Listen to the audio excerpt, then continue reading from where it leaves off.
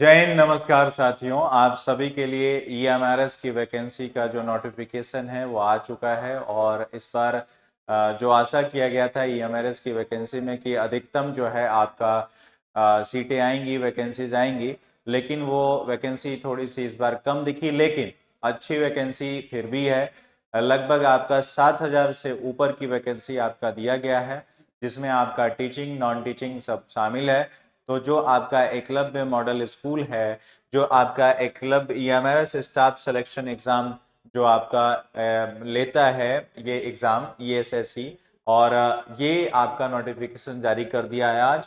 तो आप सभी लोग जो है इस नोटिफिकेशन के लिए जो आपके इंतजार कर रहे थे, उसका जो है इंतजार खत्म होता है। और आपके लिए जो आपकी इसकी सूचना है, जो आपकी कहानी है, जो आपको फॉर्म भरने का डेट है, जो इसमें सब कुछ जो इसमें सीख जानेंगे हम लोग आज के इस सेशन में, कि इसमें कितने जो है आपके वैकेंसीज आई हैं, कब कैसे फॉर्म स्टार्ट होगा, इसकी क्वालिफिकेशन क्या है, इसका जो है आपका कितनी एज उम्र होगी, क्या क्या सिलेबस होगा, ये सब कुछ अभी इस सेशन में हम लोग जानेंगे। तो आप सभी लोग पूरे सेशन में बने रहिएगा। और इसमें कौन कौन सी पोस्ट आपकी दी गई है, कौन कौन इस फॉर्म को अप्लाई कर सकता है, उन सभी की जानकारी मैं अभी इस वीडियो में आपको बताने जा रहा हूं। तो सबसे पहले तो आप देखिएगा, ऑनलाइन सबमिशन जो है आपका डेट ये स्टार्ट हो चुका है। यहाँ दिया है कि जो आपका online submission of application form है वो 23/10 से जो है आपका शुरू हो गया है। कब से शुरू हो गया है?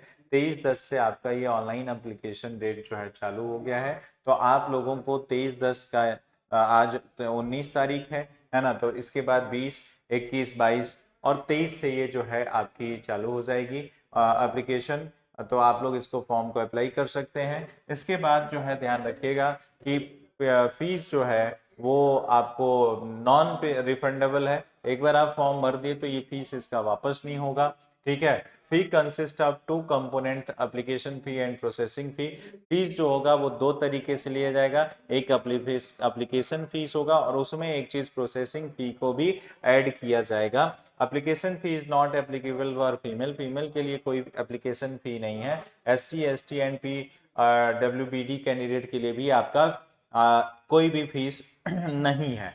तो एप्लीकेशन फीस में महिलाओं के लिए छूट है, SC ST के लिए छूट है। और जो आपके processing fees applicable for all, इनके अलावा सभी पे जो है आपका, अच्छा सॉरी, अब जो आपका एप्लीकेशन फीस नहीं लगेगा पर प्रोसेसिंग फी सबके लिए लागू होगा। ये चीज आपका यहाँ पे दिया जा रहा है। Processing charges on the fee and goods and service tax GST there are as applicable are to be borne by the candidate at the time of transaction. तो अब यहाँ पे ये भी ध्यान दीजिएगा कि जो आपका ये एप्लीकेशन फीस है, एप्लीकेशन फीस तो रहेगा ही रहेगा, उसमें आपका जो है प्रोसेसिंग फी भी शामिल करके ये फॉर्म अप्लाई किया जा रहा है। ये जो है आपके लिए बताया गया है। अब इसको जो है आप लोग ध्यान रखिएगा। अगला जो है आपका, जो आपको यहाँ पे जानना है कि ये ऑनलाइन पे आप कर सकते हैं। अब देखिए कि इसमें फीस क्या है। देखिए फीस जो है आपका दिया हुआ है। यदि आप प्रिंसिपल, देखिए प्रिंसिपल की यहाँ पे वैकेंसी है, तो प्रिंसिपल की वैकेंसी की यदि बात किया जाए तो प्रिंसिपल की वैकेंसीज में जो आपका एप्लीकेशन फीस है वो, यदि फीमेल SC ST के लिए कहा जाए तो 0 पहले ही बता देगा, लेकिन प्रोसेसिंग फी आपका 500 आपको देना पड़ेगा। तो 500 फीस आपकी जो है यहाँ रहेगी। इसके बाद यदि बात किया जाए तो इसके एप्लीकेशन फीस की 2000 है सबके लिए। PGT TGT के लिए 1500 देना पड़ेगा। नॉन टीचिंग स्टाफ का जब आप वैकेंसी, तीन तरीके का, प्रिंसिपल, PGT TGT और नॉन टीचिंग स्टाफ, तीन तरह की वैकेंसी के लिए तीन तरीके का एप्लीकेशन फी और प्रोसेसिंग फी प्लस 500 ऐड होगा। तो टोटल इसका 2500 हो जाएगा, इसका 2000, इसका 1500। तो आपको फीस जो है इतना इस फॉर्म को अप्लाई करने के लिए देना होगा। ठीक है। अब जो इसमें है एग्जामिनेशन जो है आप देखिएगा, इसकी एग्जामिनेशन की स्थिति जो आपको मैं बताऊं कि इसमें downloading for city allotted with the date of exam and admit card from NICT website फॉर Tier 1 Tier 2, दो जो है आपके लेवल इसके एग्जाम होंगे। इसमें दो एग्जाम आपके कराए जाएंगे, जो कि आपको वेबसाइट पे नोटिफाइड कर दिया जाएगा कब होगा। जो डेट ऑफ एग्जामिनेशन है टीयर एंड टीयर 2 का, वो भी आपको बताया। दो जो एग्जाम होंगे Tier 1 Tier 2, तो दोनों को नोटिफाइड किया जाएगा, centre of examination, admit card. ठीक है। तो ये चीज आपका जो है यहाँ पे बताया गया है। कहने का मतलब यहाँ पे दो जो है आपके एग्जाम होंगे, वो आपका क्लियर किया गया है। अब यहाँ पे और यदि बात किया जाए तो जो भी आपकी candidates are required to apply through online, तो जो भी आपका एग्जाम है इसको ऑनलाइन ही आप इसे जो है भर सकते हैं फॉर्म को। ये चीज़ आपको यहाँ पे दिया गया है। इसके साथ यदि मैं इसमें और आगे बातें बताऊं जो आपके लिए ज़रूरी है, वो आपका है ये, जो कि आपकी वैकेंसी से रिलेटेड है कि इसमें टोटल वैकेंसीज क्या हैं, कितनी हैं, किस किस की हैं, वो यदि आपको जानना है तो आप ये देखिए, आपका यहाँ पे वैकेंसीज डिटेल दिया हुआ है और वो है प्रिंसिपल पोस्ट के लिए जो आपकी वैकेंसी है कुल 225 वैकेंसी आपकी आई हुई है। पीजीटी जो आप बनेंगे तो उसके लिए 1460 वैकेंसी है, ध्यान रखिएगा। टीजीटी जो है आपके लिए 3962 वैकेंसीज आपकी आई हुई है। फीमेल स्टाफ नर्स के लिए 550, हॉस्टल वार्डन के लिए 635, अकाउंटेंट के लिए 61, जूनियर सेक्रेटरीट असिस्टेंट के लिए 228, लैब असिस्टेंट के लिए 146, तो कुल 7267 वैकेंसीज आपकी इस जो है ईएमआरएस के थ्रू इस बार आपकी आई है, जिसका फॉर्म 23 तारीख से चालू हो जाएगा। तो आप लोग इसे जो ध्यान रखिएगा कि ये आपकी पूरी डेटा है, जिसमें पीजीटी टीजीटी की आप तैयारी करना चाहते हैं तो हमारा जो ऑफलाइन संस्थान है, ऑफलाइन संस्थान यदि आप दिल्ली से हैं तो दिल्ली के बच्चे और ऑनलाइन क्लासेस भी आपकी अवेलेबल है। मैं आपको जो है इसके बारे में जानकारी दे सकता हूं कि यदि आप टीजीटी की तैयारी कर रहे हैं, एसएसटी बिहाफ पे कर रहे हैं, तो उससे संबंधित जो आपकी क्लासेस है वो हम प्रोवाइड करते हैं। आप हमारे जो है एप्लीकेशन पे जा सकते हैं, आप हमारे यूट्यूब पे जा सकते हैं, वहां से देख सकते हैं। एप्लीकेशन जो है हमारा प्रेप मैट्रिक्स का अपना है, तो यहाँ से जाके आप इस वैकेंसीज को जो है आप देख सकते हैं हमारे यहाँ पे कि आपकी जो है क्लासेस हमारे यहाँ अवेलेबल है। पेड कोर्सेज में आप जाते हैं तो आपको यहाँ पे कोर्सेज अवेलेबिलिटी मिल जाएगी, जो कि आपको आपके जैसे कि DSSB-PRT, जो अभी DSSB की वैकेंसी चल रही है, तो उसमें DSSB-PRT की जनरल पेपर और सीडीपी मिला के जो है आपका पीआरटी की वैकेंसी का ये कोर्स हमने आपको अवेलेबल करा दिया है। इसमें सीडीपी की फैकल्टी जो हमने रखा है वो एक जो है आपकी सबसे अनुभवी इस क्षेत्र की जो है फैकल्टी हमने दिया है। तो जो भी बच्चा जो है टीजीटी सोशल स्टडीज का तैयारी करना चाह रहा है तो वो इस बैच से जुड़ सकता है, ठीक है। और बाकी हम ईएमआरएस के लिए भी अलग से आपके लिए प्रयास करेंगे, लेकिन यदि आप DSSB के भी बच्चे हैं तो आप इसको जो है ज्वाइन कर सकते हैं। इधर DSSB-PRT केवल सीडीपी पढ़ना है तो आप इसको जो है ज्वाइन कर सकते हैं, और बहुत ही कम जो है रेट में आपकी प्राइस में हमने इसको रखा है 999 और 199 में पूरा का पूरा कोर्स अवेलेबल है आपका, ठीक है। तो अब जो है ये ध्यान रखिएगा कि आपकी जो है ये पोस्ट थी जहाँ पे आपको देखने के मिला, जिसमें प्रिंसिपल पोस्ट जो है ग्रुप ए के पोस्ट में आपका देखा जाता है, और उसके लिए जो है आपका यहाँ पे वैकेंसीज बताई जा रही है कि ये है, ठीक है। तो आप लोग जो है इसमें देखेंगे। तो अब जैसे ग्रुप बी की जो आपकी जॉब है, इसमें ग्रुप ए में टोटल हमने बताया कि जो टोटल वैकेंसीज है 225, उसमें से 116 जनरल के लिए। अब ग्रुप बी की जो है आप ये देख रहे होंगे, जो पोस्ट ग्रेजुएट पीजीटी वाली जो वैकेंसीज है वो आपको यहाँ देखने को मिल रहा है सब्जेक्ट की। यदि पीजीटी में देखा जाए तो English, Hindi, math, chemistry, physics, biology, history, geography, commerce, economy, computer science, तो यहाँ पे इन्हीं सब्जेक्ट की जो है आपकी वैकेंसीज है और यहाँ पे टोटल वैकेंसीज बताया गया है, ठीक है। इसी तरीके से आपको जो है टीजीटी की वैकेंसीज भी मैं दिखा देता हूँ, ठीक है। टीजीटी की वैकेंसीज में कौन कौन सा है, ट्रेंड ग्रेजुएट टीचर में जो आपकी वैकेंसी आई है वो भी आप देख सकते हैं, ठीक है। जिसमें आप देखेंगे कि यहाँ पे सब्जेक्ट है Hindi, English, math, social studies, science और कंप्यूटर साइंस, यहाँ पे सारा है। ट्रेंड ग्रेजुएट में Hindi, English, math, social studies में 392 वैकेंसी, साइंस में 408।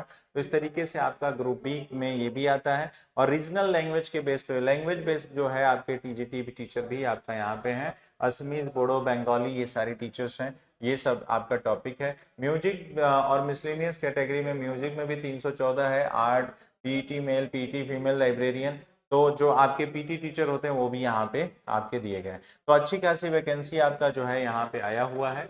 नॉन टीचिंग पोस्ट देख लीजिएगा आप लोग, ये जो जो टीचिंग क्षेत्र के बच्चे नहीं हैं उनके लिए जो है वैकेंसी नॉन टीचिंग वाला है, तो एक अच्छी खासी वैकेंसी यहाँ पे दी गई है, जिसमें आपको हॉस्टल वार्डन मेल की बात की जाए तो ये हॉस्टल वार्डन मेल जो है टोटल 346 पोस्ट है। हॉस्टल वार्डन फीमेल 289 है, फीमेल स्टाफ नर्स जो है आपका 550 है, अकाउंटेंट का 61 है, जूनियर सेक्रेटरी असिस्टेंट का 228, लैब अटेंडेंट का 146। तो ये आपकी नॉन टीचिंग की वैकेंसीज भी यहाँ पे अच्छी खासी आपकी आई हुई है। तो आप लोगों के लिए पूरी वैकेंसी थी जो आपको देखने को मिला। अब आप लोग जो है इनकी जो है आपकी क्वालिफिकेशन आप देखेंगे तो आपने ये देखा कि आपका जो ये है पोस्ट है जो आपकी शुरू हो गई है, इसका फॉर्म डेट भी आपका अप्लाई होना शुरू हो गया है।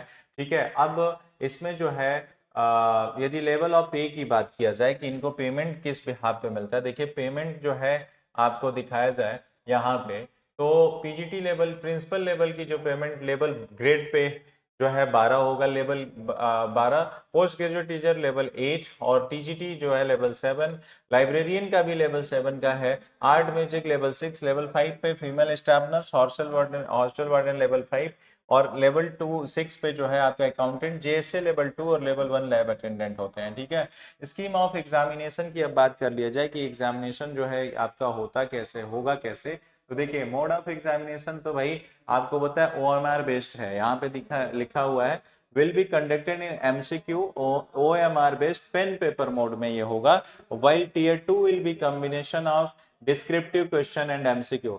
पहला MCQ टाइप क्वेश्चन का होगा जो पेन पेपर के साथ होगा और दूसरा पेपर जो होगा वो डिस्क्रिप्टिव प्लस MCQ दोनों का होगा। तो टीयर 1 टीयर 2 दो एग्जाम इसमें होंगे।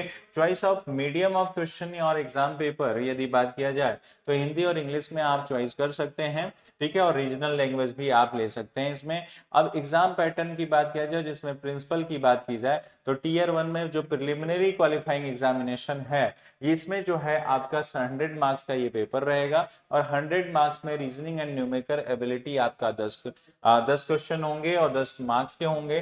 जनरल अवेयरनेस भी आपका 10 होगा। एकेडमिक एंड रेजिडेंशियल एस्पेक्ट, जो आप एक प्रिंसिपल बनना चाहते हैं तो जो आपका अनुभव एकेडमिक से रहा है और रेजिडेंशियल एस्पेक्ट से रहा है उससे संबंधित प्रश्न आपका जो है 30 रहेगा। और इसी के साथ एडमिनिस्ट्रेशन एंड फाइनेंस डिटेल होगा, ये भी 30 जो है क्वेश्चन और 30 नंबर का रहेगा। Language competency test general English और हिंदी 10-10 मार्क्स के रहेंगे तो 20, तो टोटल 100 क्वेश्चन आपके बन रहे हैं, 100 मार्क्स के बन रहे हैं। And the test will be of 2 hours without any time limit for each part of the test. Individually कहने का मतलब 2 घंटे में आपको पूरा क्वेश्चन करना है। इसके लिए हम आपको सहयोग जनरल हिंदी और इंग्लिश आपके इसमें भी आपकी क्लासेस आपका और रीजनिंग आपका जो है जनरल अवेयरनेस है ये आप हमारे यहाँ से क्लास ले सकते हैं। ठीक है, हमारे जो है बैचेज से आप ज्वाइन करके इसे देख सकते हैं। ठीक है, नेक्स्ट जो है आप देखिएगा टीयर 2 का एग्जामिनेशन क्या है, इसमें क्या दिया हुआ है। टीयर 2 प्रिंसिपल के एग्जामिनेशन में कंपोनेंट ऑफ द टेस्ट, अर्थात यहाँ पे जो एकेडमिक एंड रेजिडेंशियल एस्पेक्ट और एडमिनिस्ट्रेशन एस्पेक्ट है उसी से संबंधित जो है आपका सवाल पूछा जाएगा। टोटल 40 क्वेश्चन ऑब्जेक्टिव रहेंगे जो कि आपको पता है, एमसीक्यू प्लस डिस्क्रिप्टिव यहाँ पे रहेगा मेंस में, तो ऑब्जेक्टिव 40 और 15 जो है आपके क्वेश्चन डिस्क्रिप्टिव के रहेंगे। तो टोटल मार्क्स 40 और 60 का रहेगा। तो इस तरीके से ये 3 घंटे का पेपर आपका दिया जाएगा। ठीक है, तो ये आप लोग ध्यान रखिएगा। और फिर टीयर 3 जो प्रिंसिपल के लिए रहेगा वो रहेगा आपका पर्सनल इंटरेक्शन एंड इंटरव्यू। तो टीयर प्रिंसिपल के लिए 40 मार्क्स का जो है आपका इंटरव्यू भी होगा और उसके बाद मेरिट टेस्ट आपका बनेगा। बात होती है पीजीटी की, तो पीजीटी में टीयर 1 में जनरल अवेयरनेस जो है आपका 10 question, general ability 15, general knowledge of ICT, teaching aptitude, domain knowledge में experiential activity based pedagogy and case study. तो इस तरीके से, और एनईपी 2020, ये जो आपका पूरा का पूरा जो आपका सेक्शन दिया गया है जिसमें टीचिंग एप्टीट्यूड 30 क्वेश्चन का आपको देखने को मिल रहा है, reasoning, general awareness, knowledge of, इस सारे जो है आपका सिलेबस आपको पढ़ाया जाएगा। और आप हमारे इसके लिए यदि आपको ईएमआरएस बैच हम आपको अवेलेबल कराएं,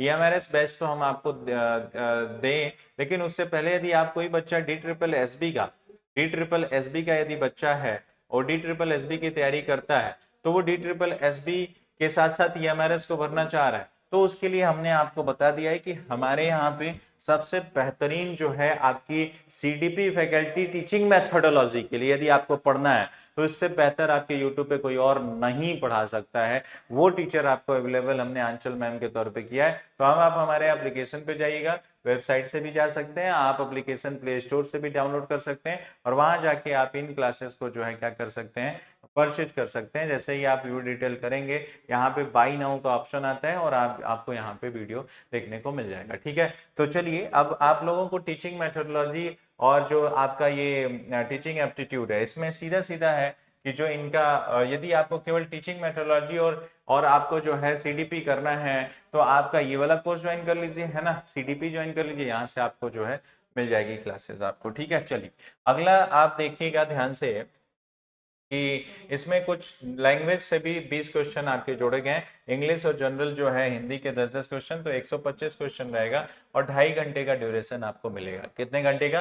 2.5 घंटे का ये पेपर रहेगा। ठीक है, अब जो है इसके बाद द A1 ऑफ 1/10 जो है आपका, मतलब इस एग्जाम में प्रीलिम्स क्वालिफाई जो करेंगे उसके 10 आपके जो है 10 गुना लोगों को शॉर्टलिस्ट किया जाएगा।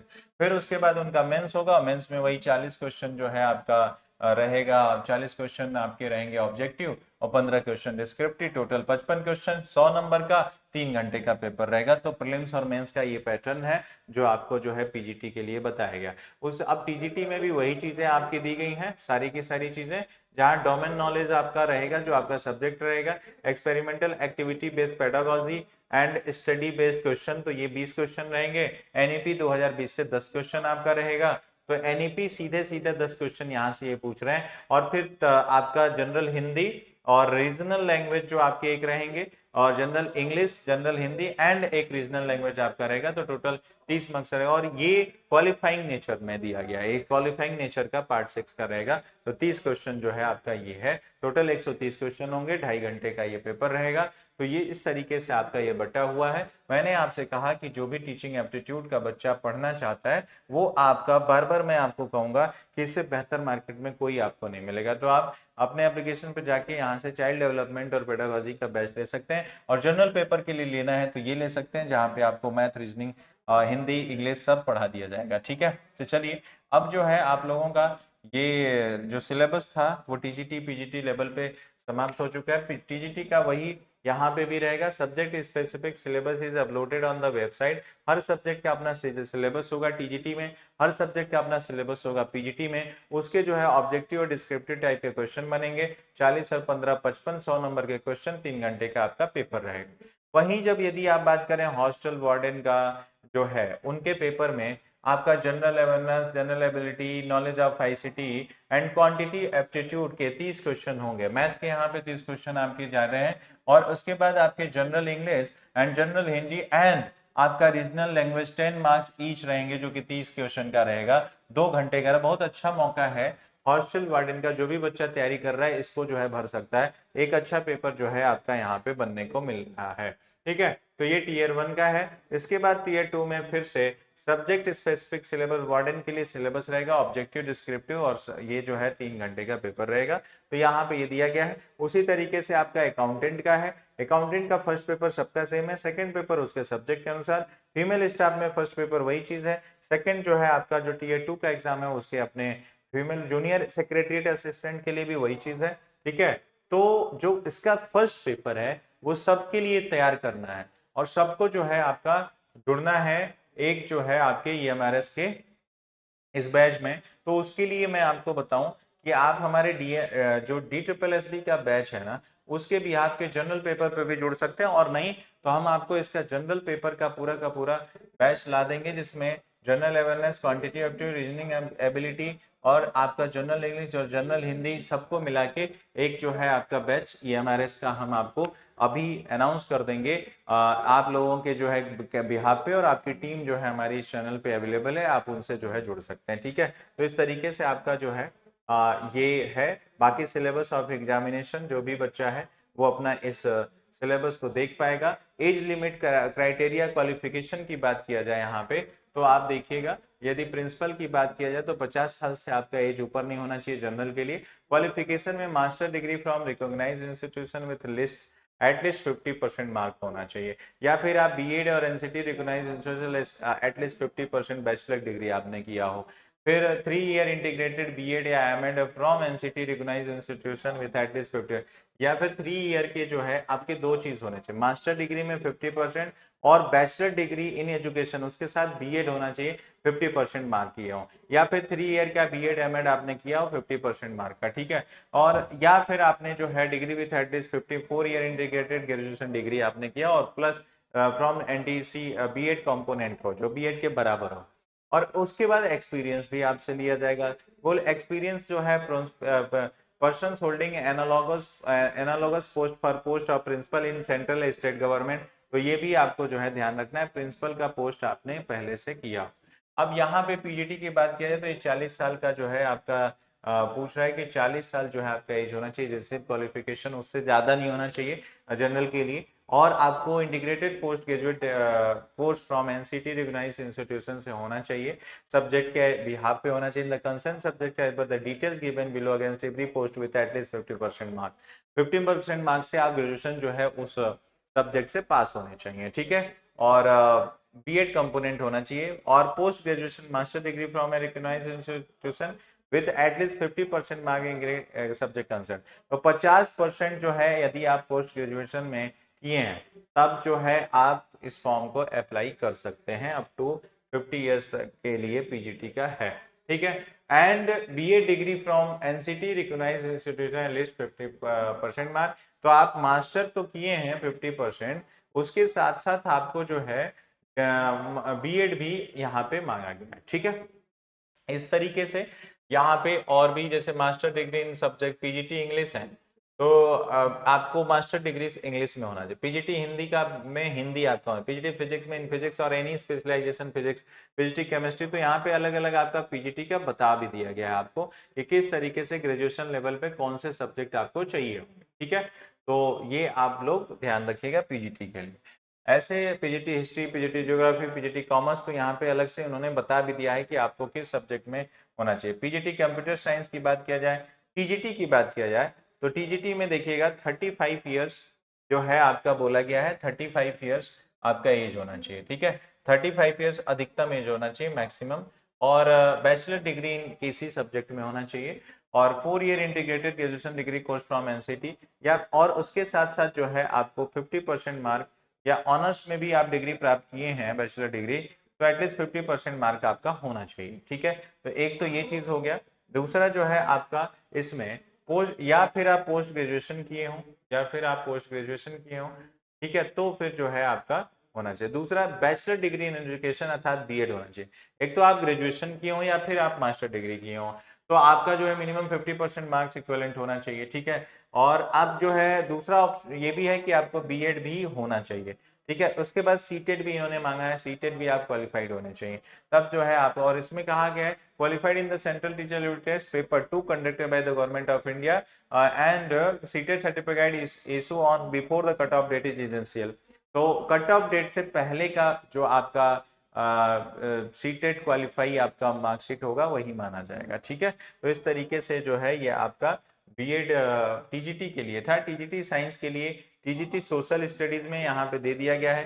टीजीटी साइंस की बात की जाए तो यहाँ मेन सब्जेक्ट बोल दिया गया कि आपका ये होना चाहिए, जैसे कि biology, life science, botany, zoology. Subsidiary subject जैसे कि केमिस्ट्री, बॉटनी और zoology, chemistry and zoology, chemistry and botany होना चाहिए, ठीक है। उसी तरीके से टीजीटी सोशल साइंस में भी बोल दिया गया कि studied any 2 subject out of history, geography, economy and political science at graduation level, out of which one must be either history or geography in all 3 years of graduation as an elective या main subject and the second subject for at least 1 year 2 semester। तो कहने का यहाँ पे मतलब ये है the candidate who studied under choice based credit system with the above subject are also eligible to apply।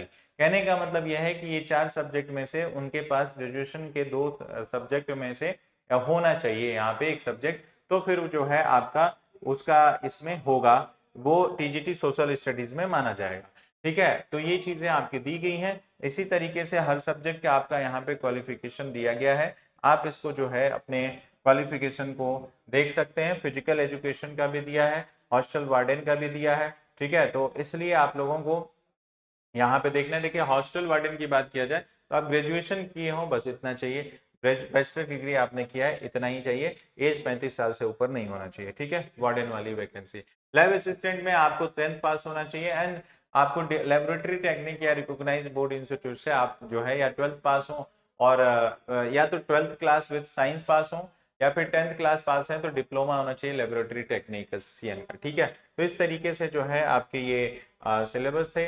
बाकी एज रिलैक्सेशन पॉलिसीज जैसे सब जगह लागू होता है, 3 साल 5 साल वो छूट है आपका। तो इस तरीके से आपका जो है ये पूरा का पूरा एग्जामिनेशन था जिसको हमने आपको बताया। अब रही बात कि आप हमारे फर्स्ट पेपर से जुड़ना चाहते हैं, आप DSSB की भी तैयारी कर रहे हैं और EMRS के लिए यदि आप जो है टीचिंग मेथोडोलॉजी और CDP पढ़ना चाहते हैं तो इसके लिए आप इस कोर्स को ज्वाइन कर सकते हैं, क्योंकि ये DSSB में भी काम करेगा और ये EMRS में भी काम करेगा। जनरल पेपर जो आपका है इससे आप ज्वाइन कर सकते हैं, जिससे कि आपको जनरल पेपर की सारी समस्या सॉल्व हो जाएगी। हर जो आपके नॉन टीचिंग पोस्ट का जनरल पेपर है या टीचिंग का जो TGT का जनरल पेपर है जिसमें CDP को छोड़ दिया जाए, टीचिंग मेथोडोलॉजी को छोड़ दिया जाए, तो ये आपका यहाँ से कवर हो जाएगा। तो आप सभी से मैं आशा करूंगा कि आप सभी तक ये इन्फॉर्मेशन पहुंचा पाया हूं। आप सभी लोग 23 तारीख से इस फॉर्म को जरूर अप्लाई करेंगे। आप सभी को बहुत बहुत शुभकामनाएं। धन्यवाद, नमस्कार, जय हिंद साथियों।